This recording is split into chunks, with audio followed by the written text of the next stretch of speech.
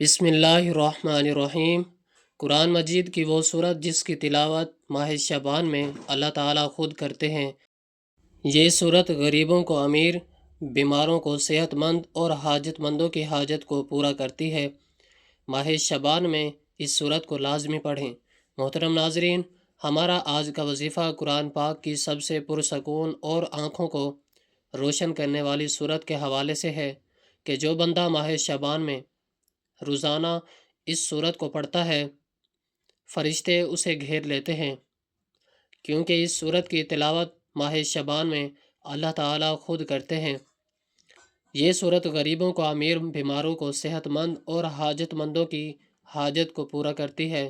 یہ قرآن پاک کی بہت ہی پیاری صورت ہے جس کی تلاوت ماہ شعبان میں اللہ تعالیٰ خود فرماتے ہیں۔ جو بندہ ماہ شعبان میں روزانہ کسی بھی پریشانی کے لیے پڑھتا ہے، چاہے وہ بیمار ہو، رزق کی پریشانی ہو یا کاروبار کی پریشانی ہو، حتیٰ کہ جس مقصد کے لیے پڑھتا ہے وہ مقصد انشاءاللہ پورا کیا جاتا ہے۔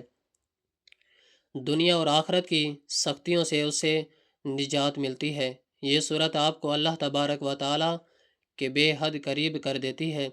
بے شک جس طرح کی آج کل مشکلات ہیں، ہر بندہ پریشان ہے، تو بندہ اس پریشانی سے بچ کر اپنی زندگی میں کامیاب ہونا چاہتے ہیں تو اس صورت کو ایک مرتبہ لازمی پڑھیں۔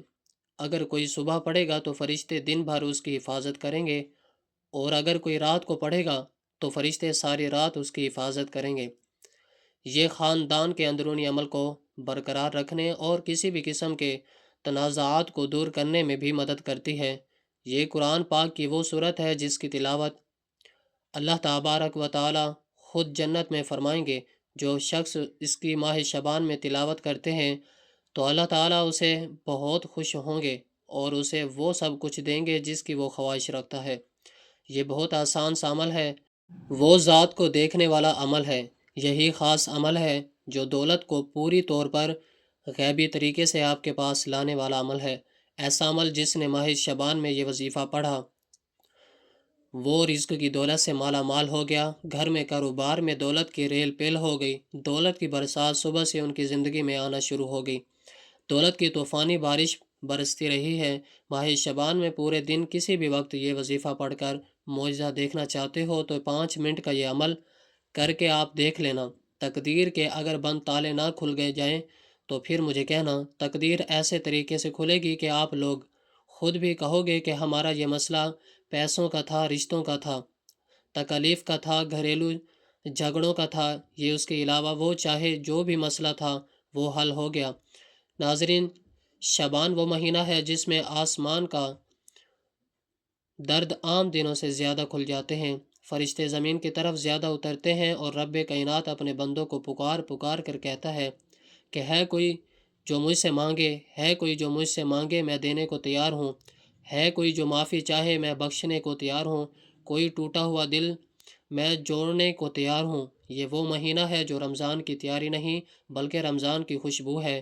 یہ وہ لمحہ ہے جو زندگی بدلنے کی طاقت رکھتا ہے۔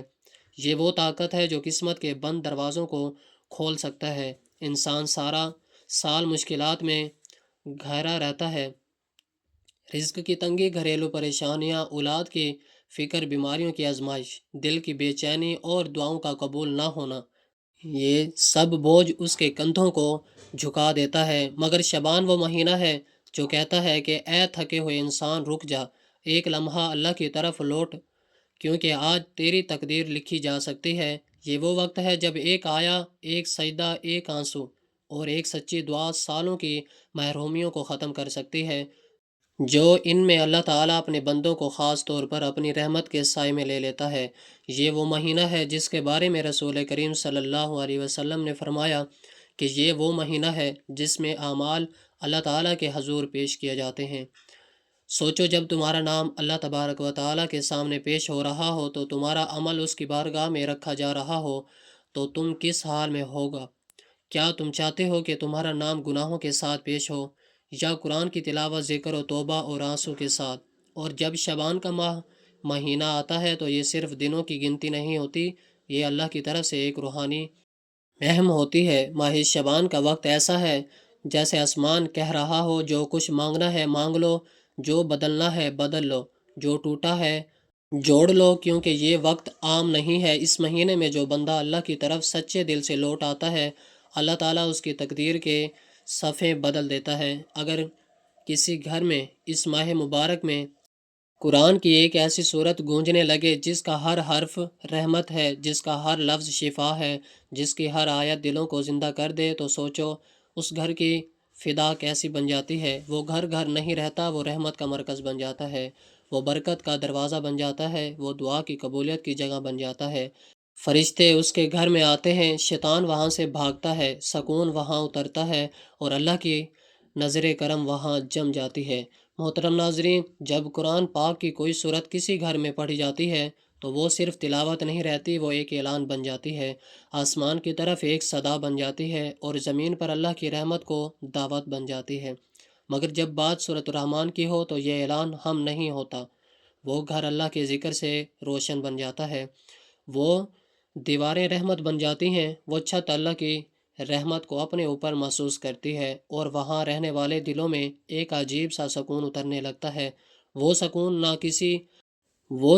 نہ کسی انسان سے، نہ کسی دولت سے، وہ سکون صرف اللہ تعالیٰ کے کلام سے ملتا ہے۔ سورۃ الرحمن انسان کو یاد دلاتی ہے کہ تو تنہا نہیں ہے، تیرا رب تیرے ساتھ ہے، وہ تیری دکھ دیکھ رہا ہے، وہ تیری آہیں سن رہا ہے، وہ تیری خاموش دعاؤں کو جانتا ہے۔ جب تو کہتا ہے فَبِأَيِّ آلَاءِ رَبِّكُمَا تُكَذِّبَانِ، تم اپنے رب کے سامنے یہ اقرار کر رہا ہوتا ہے کہ یا اللہ، میں کسی نعمت کا انکار نہیں کرتا، میں جانتا ہوں کہ جو کچھ میرے پاس ہے وہ تیرا دیا ہوا ہے، جو نہیں ہے وہ بھی تیری حکمت ہے۔ یہ آیت صرف ایک سوال نہیں، یہ ایک دروازہ ہے، یہ وہ دروازہ ہے جس سے دعا کی قبولیت شروع ہوتی ہے، کیونکہ جب بندہ شکر کے ساتھ اللہ تعالیٰ کے سامنے جھکتا ہے تو اللہ تعالیٰ اس کے مانگنے سے پہلے ہی دینے کا فیصلہ کر لیتا ہے۔ یہی وجہ ہے کہ جن گھروں میں سورۃ الرحمن کی تلاوت ہوتی ہے وہاں ناشکری ختم ہونے لگتی ہے، شکوے کم ہونے لگتے ہیں، دل نرم ہونے لگتے ہیں، اور زبان پر دعا خود بخود آنے لگتی ہے۔ ماہ شعبان کے دن وہ دن ہے جس میں اللہ تبارک و تعالیٰ اپنے بندوں کو خاص طور پر قریب بلاتا ہے، جیسے کوئی ماں اپنے بچھڑے ہوئے بچے کو آواز دے کر کہتی ہے آجا، میں تیرے لیے دروازہ کھول کر بیٹھی ہوں، بالکل اسی طرح اللہ کہتا ہے آجا، مانگ لے، رو لے، گڑ گڑا لے، کیونکہ یہ وقت تیرا ہے۔ اور اگر اس وقت میں سورۃ الرحمن تیرے ہونٹوں پر ہو تو یہ گویا تیری دعا کے لیے ایک سفارش بن جاتی ہے۔ بہت سے لوگ کہتے ہیں کہ ہم دعا کرتے ہیں مگر قبول نہیں ہوتی۔ اصل میں دعا قبول ہوتی ہے مگر ہم اس دروازے تک پہنچ ہی نہیں پاتے جس سے قبولیت کا اعلان ہوتا ہے۔ سورۃ الرحمن اس دروازے کی کنجی ہے۔ یہ وہ صورت ہے جو بندے کو اللہ تعالیٰ کی نعمت یاد دلا کر اس کے دل میں شکر پیدا کرتی ہے، اور وہ شکر وہ طاقت ہے جو دعا کو آسمان تک پہنچا دیتی ہے۔ جب کسی گھر میں میاں بیوی مل کر سورۃ الرحمن پڑھتے ہیں تو ان کے درمیان محبت بڑھنے لگتی ہے۔ جب ماں اپنے بچوں کے ساتھ یہ صورت پڑھتی ہے تو ان کے نصیب میں نور لکھا جانے لگتا ہے۔ جب کوئی بیمار اس صورت کو سنتا ہے تو اس کے دل میں صفا کی امید جاتی ہے۔ جب کوئی پریشان صورت کو پڑھتا ہے تو اس کے دل کا بوجھ ہلکا ہونے لگتا ہے، کیونکہ صرف الفاظ نہیں ہے، یہ رب کی رحمت کی سانسیں ہیں۔ اور جب شعبان جیسے مبارک مہینے میں یہ صورت کسی گھر میں روزانہ پڑھی جائے تو پھر یہ کہنا غلط نہ ہوگا کہ اس گھر پر اللہ کی خاص نظر کرم ہو جاتی ہے۔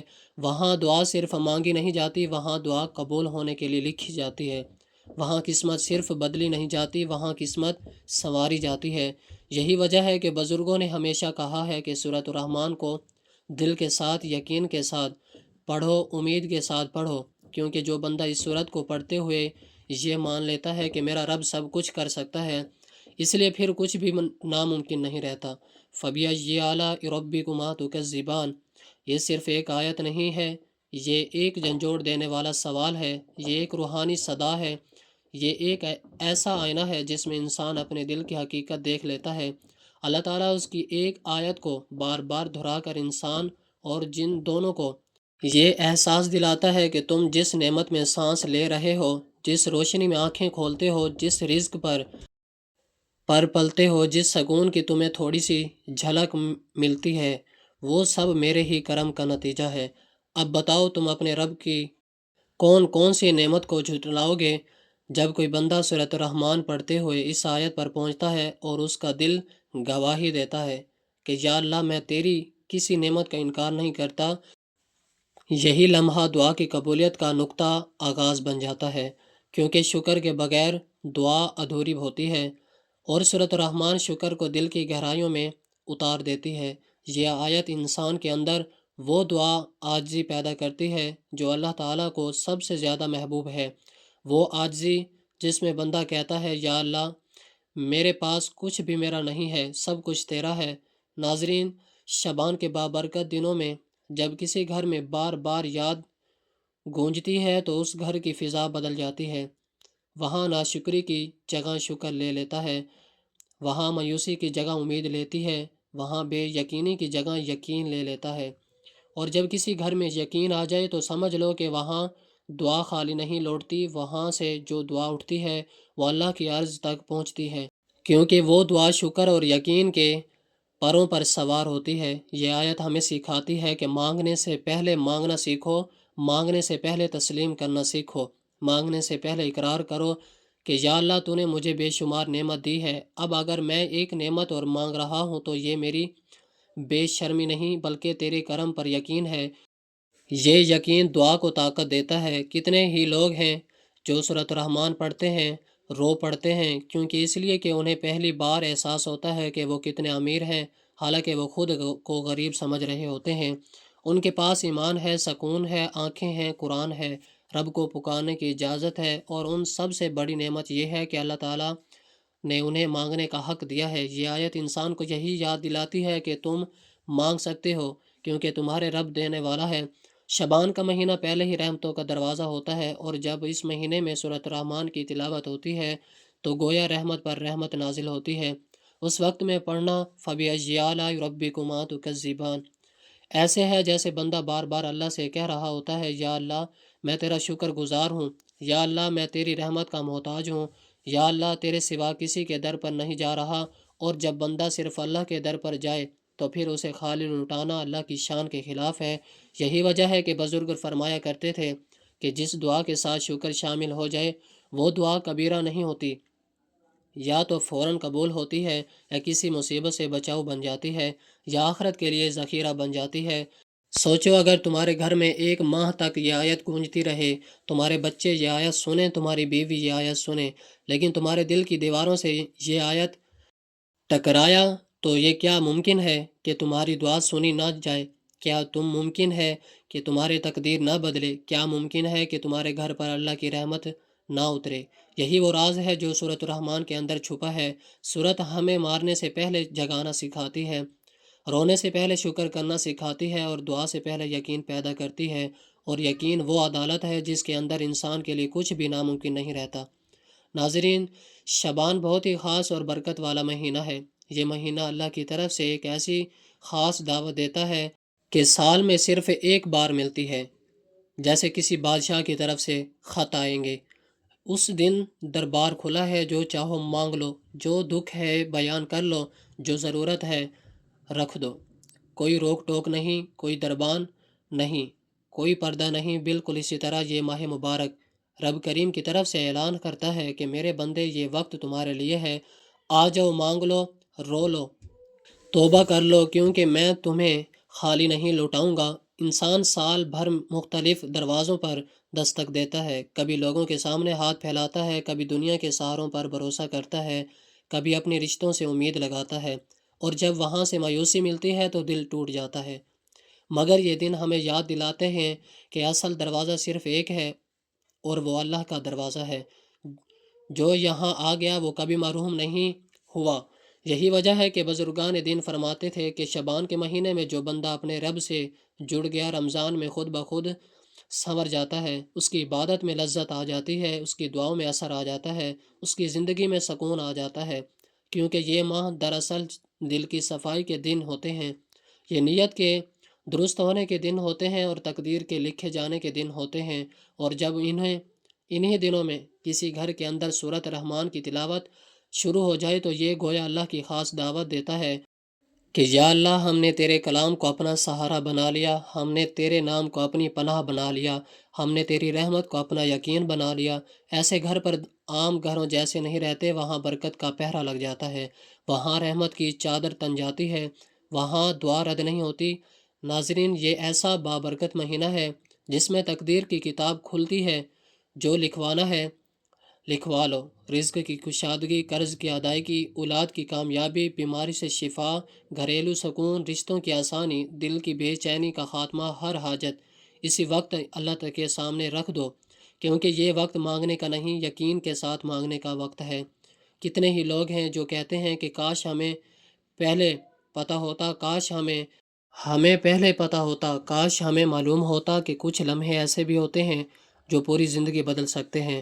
یہ وہ لمحہ ہے، یہی وہ دن ہے، یہی وہ موقع ہے۔ پھر وقت سال بعد آئے گا، نہیں معلوم ہم زندہ ہوں یا نہیں ہوں، معلوم ہمارے ہاتھ میں قرآن ہوگا یا نہیں، معلوم ہماری آنکھیں میں آنسو ہوں گے یا نہیں۔ اس لیے آج اگر اللہ نے تمہیں یہ موقع دے دیا ہے تو یہ اس کی خاص عنایت ہے، یہ اس بات کی نشانی ہے کہ وہ تمہیں بلانا نہیں چاہتا، وہ تمہیں نظر انداز نہیں کرنا چاہتا، وہ تمہیں اپنے قریب کرنا چاہتا ہے۔ اور یاد رکھو، جو بندہ اس موقع کو پہچان لیتا ہے وہ دنیا اور آخرت دونوں میں کامیاب ہو جاتا ہے، کیونکہ وہ جان لیتا ہے کہ اصل عدالت سورۃ الرحمن کے الفاظ میں چھپی ہے، اصل طاقت اللہ کا یقین میں چھپی ہے، اور اصل کامیابی اللہ کے در پر جھک جانے میں چھپی ہے۔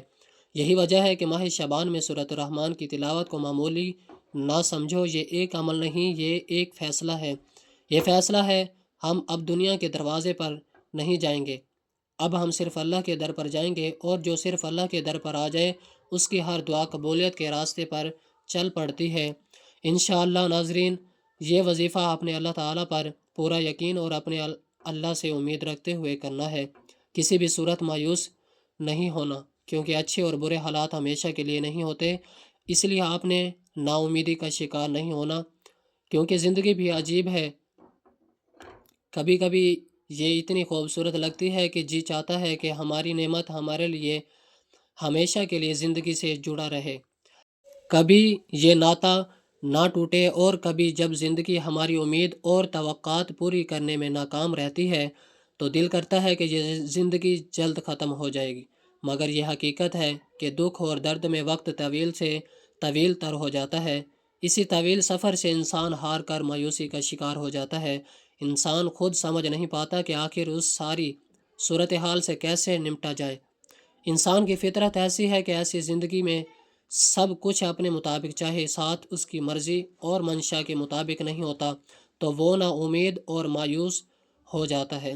ایسا ہی اسے احساس ستاتا ہے کہ اب اسے مزید نہیں جینا۔ انسان بنیادی طور پر جلد باز واقع ہوا ہے، اسے اگر کچھ حاصل کرنا ہو تو اس کے لیے تگ و ورد کرتا ہے، دعا مانگتا ہے، محنت کرتا ہے، مگر جب اس کی منشا کے مطابق اس کو پل نہیں ملتا تو وہ تھک جاتا ہے، اور اس تھکن میں وہ مایوسی کے اندھیروں میں اپنا وجود، اپنی امید اور اپنا یقین کو کھو بیٹھتا ہے۔ اسے زندگی بے رنگ لگنا شروع ہو جاتی ہے، دوسرے الفاظ میں اس کی دلچسپی ختم ہو جاتی ہے۔ مگر یاد رکھیں، ٹھیک ہے کچھ بھی ہمیشہ کے لیے نہیں ہوتا۔ وقت کی خوبصورتی یہ ہے کہ کبھی بھی ایک جیسا نہیں رہتا، مشکل ہو تو آسانی بھی مل جاتی ہے۔ حالات چاہے جتنے بھی گھٹن ہو، مشکلات کے بادل جتنے بھی کالے کیوں نہ ہوں، آسانی کی صبح کا سورج ضرور طلوع ہوتا ہے۔ نہ دکھ سدا رہتا ہے، نہ سکھ، ایسے ہی ناکامی اور کامیابی بھی ہمیشہ کے لیے نہیں ہے۔ اس لیے سب سے اہم بات یہ ہے کہ انسان کو کبھی بھی مایوس نہیں ہونا چاہیے، بلکہ مشکلات کے آنے پر مایوسی کے اندھیروں میں امید اور یقین کا چراغ جلتا رہنا چاہیے، کیونکہ اگر انسان مایوسی کے اندھیرے میں امید کا چراغ جلاتا ہے تو اس کی روشنی انسان کے وجود کو منور کر دیتی ہے۔ ناظرین، کچھ لوگ ہم سے یہ بھی شکوہ کرتے ہیں کہ وظیفہ تو ہم ویسے ہی کرتے ہیں جیسے آپ بتاتے ہیں، لیکن ہمارا تو کبھی کام نہیں ہوا، ہمیں تو کبھی دولت نہیں ملی۔ آپ ضرور کچھ غلطیاں کرتے ہوں گے جو میں آپ کو وظیفہ بتانے سے پہلے بتانے لگا ہوں۔ اگر آپ وظیفہ کرتے وقت یہ غلطیاں کرتے ہیں تو آج کے بعد اس وظیفے کے اندر بھی آپ نے اپنی غلطیوں کو کبھی نہیں کرنا، اور میں آپ کو وظیفہ کرنے کا صحیح طریقہ بتا دیتا ہوں، کیونکہ اگر آپ کو وظیفہ کرنے کا صحیح طریقہ کار نہ پتہ چلا کس وقت کر رہا ہے، کتنی تعداد میں کرنا ہے، جب آپ کو صحیح طریقہ کار ہی پتہ نہ چلا تو پھر آپ کو کوئی فائدہ نہیں ہوگا۔ آج اچھے طریقے سے اس ویڈیو کو آخر تک دیکھ کر اچھے طریقے سے اس وظیفے کو سمجھ لینا۔ ناظرین، اب میں آپ کو تو غلطیاں بتانے لگا ہوں جو آپ وظیفے کرتے وقت ضرور کرتے ہوں گے۔ سب سے بڑی غلطی کیا ہوتی ہے کہ آپ لوگ وضو بھی نہیں کرتے، نماز بھی نہیں پڑھتے، قرآن پاک کی تلاوت بھی نہیں کرتے۔ میں آپ کو ہر ویڈیو کے اندر یہ بات کہتا ہوں کہ کوئی بھی عمل، کوئی بھی وظیفہ نماز کے بغیر نہیں ہوتا، نماز کے بغیر کچھ بھی نہیں ہوتا، کوئی بھی وظیفہ کام نہیں کرتا۔ ایک غلطی آپ کی یہ ہے کہ آپ اگر نماز پڑھنے کے بغیر ہی وظیفہ کرنا شروع کر دیتے ہیں۔ دوسری غلطی یہ ہے کہ، اور یہ سب سے بڑی غلطی ہے کہ جب آپ وظیفہ کرنا شروع کرتے ہیں تو جو آپ کے آس پاس ہوتا ہے اس کے ساتھ باتیں بھی کرتے رہتے ہیں، جس کو پتہ بھی دیتے ہیں کہ میں یہ عمل کر رہا ہوں، اس کام کے لیے کر رہا ہوں، اس لیے آپ کا عمل مکمل کام نہیں کرتا، آپ کا وظیفہ ٹوٹ جاتا ہے۔ آج کے بعد ان غلطیوں کو کبھی مت کرنا۔ وظیفہ کرنے کا صحیح طریقہ یہ ہوتا ہے کہ آپ نے اب وضو کیا، وضو کرنے کے بعد نماز پڑھ لی۔ جب آپ نماز پڑھ لیں تو اس جگہ پر جا کر بیٹھو جہاں آپ کو لگتا ہے کہ ادھر میرے آس پاس کوئی نہیں آئے گا۔ جب آپ کے آس پاس کوئی نہیں آئے گا تو پھر آپ کو توجہ اپنے وظیفے کی طرف ہوگی۔ آپ نے وظیفہ شروع کرنا ہے، پھر وظیفہ ختم ہونے سے پہلے ہی اللہ تعالیٰ کا معجزہ دیکھ لینا۔ آپ کی خالی جھولی اسی وقت بھر جائے گی جب آپ بند کمرے میں جائے نماز کے اوپر بیٹھیں گے تو 3 بار درود شریف پڑھنا ہے۔ اب میں آپ کو وظیفہ بتانے لگا ہوں، کوشش کرنی ہے کہ آج اس وظیفے کو اپنے پاس لکھ کر ضرور رکھ لیں۔ آپ نے سب سے پہلے 3 مرتبہ درود شریف پڑھنا ہے۔ درود شریف تو ویسے بھی کثرت کے ساتھ پڑھتے رہا کریں، چلتے پھرتے، اٹھتے بیٹھتے، دکان پر بیٹھے ہیں، چاہے اپنے گھر میں بیٹھے ہیں، کہیں سے آ رہے ہیں، کہیں پر جا رہے ہیں، درود شریف تو کثرت کے ساتھ پڑھتے رہا کریں۔ اس سے آپ کو بہت بڑا فائدہ ہوگا۔ اس سے ویسے بھی آپ کو کبھی کوئی پریشانی نہیں ہوگی۔ آپ کے گھر میں، دکان میں، کاروبار میں برکتیں ہی برکتیں رہیں گی، رحمت ہی رحمتیں۔ اس لیے کوشش کیا کریں کہ درود شریف کثرت کے ساتھ پڑھتے رہا کریں، کیونکہ درود شریف کے بہت سی فضیلت و برکات ہیں۔ قرآن پاک میں ارشاد خداوندی ہے، بے شک اللہ تبارک و تعالی اور اس کے فرشتے نبی صلی اللہ علیہ وسلم پر درود بھیجتے ہیں۔ اے ایمان والو، تم بھی نبی کریم صلی اللہ علیہ وسلم پر درود بھیجا کرو اور سلام عرض کیا کرو۔ اب جو بانصیب بندہ حضرت محمد صلی اللہ علیہ وسلم پر درود و سلام جتنے دیر بھیجے گا وہ اللہ تعالیٰ اور اس کے ملائکہ کا ہم نوا ہوگا، رحمت اور برکتیں اس کا مقدر ہوں گی، ہر قسم کے خوف و غم، مصائب پریشانیوں اور گناہوں سے محفوظ رہے گا۔ جیسے ہی بندہ درود شریف کا ورد کرتا ہے تو وہ فوراً اللہ تبارک و تعالیٰ کی بارگاہ میں قبول ہو جاتا ہے، اور جو عمل بارگاہ الہی میں قبول ہو جائے اس کا اجر بھی بہت جلد مل جاتا ہے۔ درود و سلام کے فضائل بے حد بے حساب ہیں۔ درود پاک کا ایک بہت بڑا فائدہ یہ ہے کہ اس کی برکت سے بندوں کو اللہ تبارک و تعالیٰ اور اس کے پیارے محبوب حضور نبی کریم صلی اللہ علیہ وسلم کا قرب حاصل ہوتا ہے۔ ترجمہ شریف میں حضرت ابن مسعود سے روایت ہے کہ رسول اللہ صلی اللہ علیہ وسلم نے فرمایا، قیامت کے روز مجھ سے سب سے زیادہ قریب یا میری شفاعت کا سب سے زیادہ حقدار وہ ہوگا جس نے مجھ پر درود شریف پڑھا ہوگا۔ ترجمہ شریف میں حضرت علی المرتضیٰ سے روایت ہے کہ رسول اللہ صلی اللہ علیہ وسلم نے فرمایا، بڑا کنجوس وہ شخص ہے جس کے سامنے میرا ذکر ہو اور وہ مجھ پر درود شریف نہ بھیجے۔ ترجمہ شریف میں ہی حضرت عمر فاروق سے مروی ہے کہ آپ نے فرمایا، دعا آسمان اور زمین کے درمیان ٹھہری رہتی ہے، اس سے کچھ اوپر آسمان کی طرف نہیں چڑھتی جب تک تم اپنے نبی صلی اللہ علیہ وسلم پر درود شریف نہ بھیجو۔ حضرت علی المرتضیٰ فرماتے ہیں کہ اللہ تعالیٰ نے جنت میں ایک درخت پیدا کیا جس کا پھل سیب سے قدر بڑا، انار سے قدر چھوٹا، ریشم سے زیادہ نرم، شہد سے زیادہ عمدہ، مشک سے زیادہ خوشبو رکھنے والا، شاخ زمرد کی، تنا سونے کا، پتے زبردستی کے، اور یہ نبی صلی اللہ علیہ وسلم پر درود و سلام پڑھنے والے کے لیے مختص ہوگا، ان کے لیے علاوہ کوئی اور اسے دیکھ نہ پائے گا۔ حضور صلی اللہ علیہ وسلم نے فرمایا جو مجھ پر درود بھیجتا ہے اس پر فرشتے درود بھیجتے ہیں، خود خدا پریشان کے مطابق اس کے باعث تمام آسمان اور زمین والے درود بھیجتے ہیں، بلکہ درخت، درند پرند، عرض یہ کہ کوئی ایسی چیز باقی نہیں رہتی جو درود نہ بھیجتی ہو۔ سید الانبیاء حضرت محمد مصطفیٰ صلی اللہ علیہ وسلم نے فرمایا کوئی آدمی مجھ پر درود شریف پڑھتا ہے تو منادی پکار کر کہتا ہے اللہ تعالیٰ نے اس کے بدلے تجھ پر 10 بار درود بھیجے۔